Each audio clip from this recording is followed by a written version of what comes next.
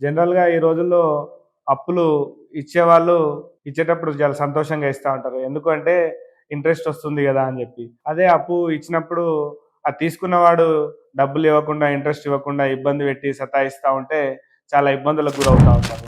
వాళ్ళు డబ్బులు ఇయ్యలేని పక్షంలో వాళ్ళు జనరల్‌గా వాళ్ళు తీసుకునేది ఏంటంటే చెక్కు తీసుకుంటారు, ప్రామిసరీ నోట్ చెక్కు తీసుకున్నప్పుడు ఆ చెక్కు మీద అమౌంట్ రాసి only NI act criminal case మాత్రమే ఫైల్ చేస్తా ఉంటారు.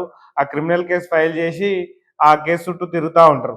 జనరల్‌గా అప్పిచ్చినప్పుడు, చెక్ తీసుకున్నప్పుడు చెక్ బౌన్స్ కేసులలో చాలా కేసులు కోర్టులలో కొన్ని టెక్నికల్ గ్రౌండ్స్ మీద కేసులు డిస్మిస్ అవుతా ఉన్నాయి. మనము కేసు వేసేటప్పుడు కొన్ని గైడ్‌లైన్స్ ఫాలో అవ్వాల్సి ఉంటది. టెక్నికల్‌గా న్యాయ నిపుణుల సలహాలు ఎట్లా తీసుకోవాలి, ఎట్లా చేయాలి, దీన్ని ఏ స్టేజ్‌లో చేయాలి, ఎట్లా చేసుకోవాలి అని చెప్పేసి ప్రతీదీ మనం ఈచ్ అండ్ ఎవ్రీ వన్ కొన్ని టెక్నికల్ గ్రౌండ్స్ తీసుకొని చెక్ బౌన్స్ ఫైల్ చేస్తే ఖచ్చితంగా మీకు మీ డబ్బులు మీకు వసూలు కావడానికి ఆస్కారం ఉంటది.